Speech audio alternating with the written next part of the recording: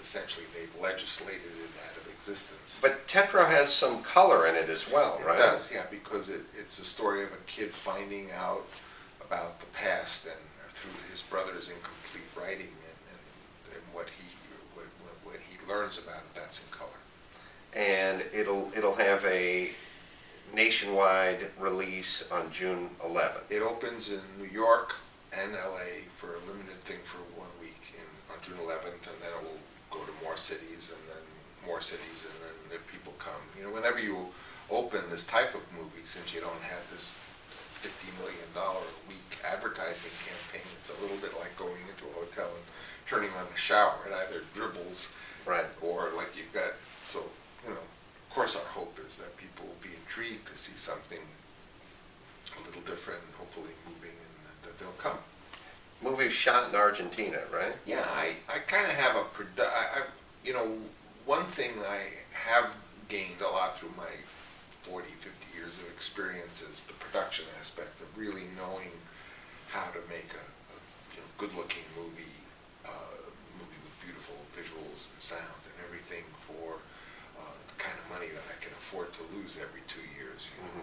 And partly it's to go to a country where the exchange rate is okay for the dollar, because mm-hmm. that's more challenging.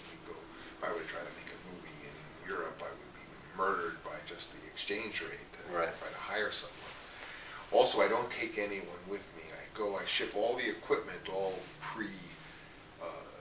conceived in 1 or 2 vans they go, but all the crew is totally hired from the country I go to, so I don't really have a lot of plane tickets and hotel bills and stuff like that. And I work right. so that means I got to choose a country that has a great cultural tradition, literary tradition, theater tradition, which Argentina has.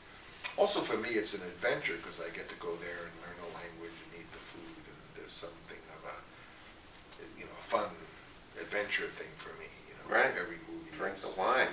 And the wine there is great, by the way. Yeah. So you go there and you have to basically crew up when you get there. Right. That's fun too, because the crews in these countries, like the last one was Romania, and this was Argentina. The crews are generally younger. They're like you, younger people, and they're very, very enthusiastic about cinema, and they're very good. The Argentine crew is spectacular.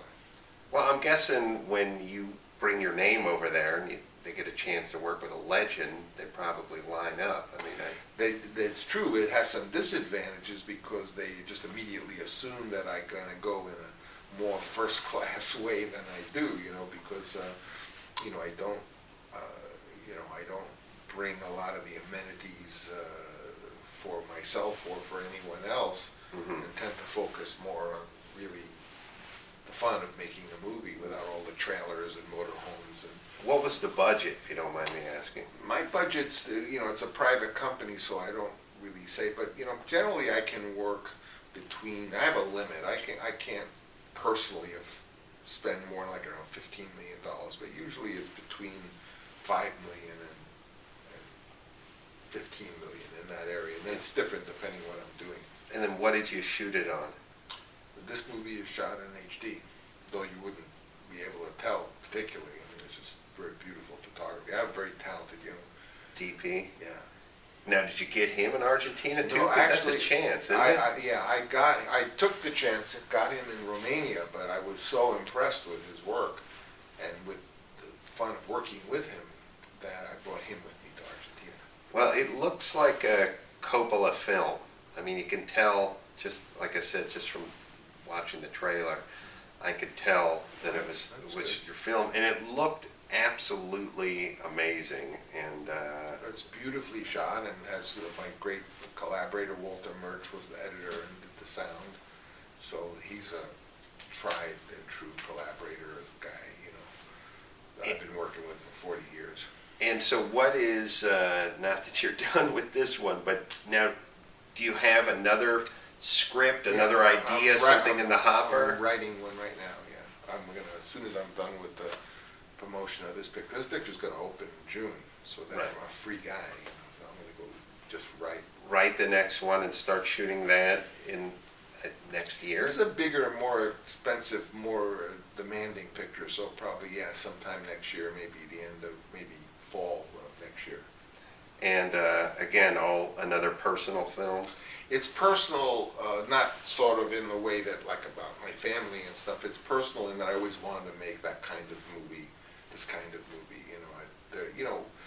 You tend to get typecast as a Hollywood director. He's good for gangster pictures, or he could do war films, but this is certainly another type of film altogether. But there are a few films that I've seen throughout my life that I always said, "Oh, I wish I could make that kind of film." And can you give us a little hint of what the next one's going to be about? No, if you're writing something, if you talk about it, you tend to let the air out of the tire and you don't write. But it's a much more of an intriguing, action-based kind of a story. But it's personal in that I always wanted to make that kind of film. Is there someone you'd like to work with that you haven't worked with thus far? Of any area? Yeah, sure. I'm sure if I thought about the actors, there'd be an actor I can't afford to work with that I'd like to work with, but nothing just jumps off the... Well, actors will do stuff sort of on the cheap every once in a while. Yeah, but not to go somewhere to, the problem is that I like to have the person for 4 months. They're not going to Argentina for 4 months Yeah, or Romania for 4 months. Weeks. They do it for 2 weeks, but to really get someone to go and do that, that's asking a lot. Well, Tetro's the name of the movie. It is out June 11th, and again, it starts out on the coast in New York and LA, and then with your support, with the groundswell of enthusiasm you guys show for the movie, it will then spill into cities, perhaps ones that you live in. Yeah, and it's easy to check the website, which is full of interesting behind the scenes and documentaries and stuff. Is that tetro.com? Yeah, just type Tetro in the URL, Tetro, and it'll get you there. And the thing, before we wrap up, I just want to say I love the idea that, well, this is going to sound taken the spirit in which it's intended, but even a legend like yourself has to sort of go back and grassroots it and do a project like this. It's the secret of eternal youth. Really, it's like what you would do if you were 23 and getting started, and instead of just sort of getting pushed through the system and taking the money and having a career or wanting a career or someday I'm going to make it big, My only motivation in doing this is the love of movies and the love to learn about how to make them and what I can learn from it. There's no other reward. I already have everything that I could want. Well, I was doing an interview on this podcast with Bryan Cranston, who starred in, it was the dad in Malcolm in the Middle, and he's now in a show called Breaking Bad, which is getting great reviews. It's a television show. And I said to everyone, you should go out and watch this television show because this guy has a pile of FU money and has decided to do this TV show, so thus it must be good. It's a good reason. What you don't want is when, Burt Reynolds' next movie after the IRS closes in on him.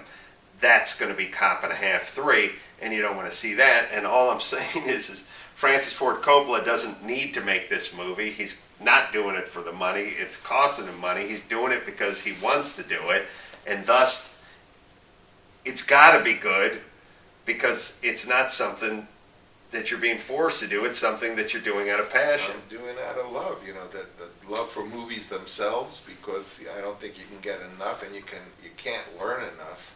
There's so much to learn, and people say to me, gee, you've been doing this for 40, 50 years. Haven't you learned it all? I said, God, I haven't even started. There's just so much to it that it is such a magical medium that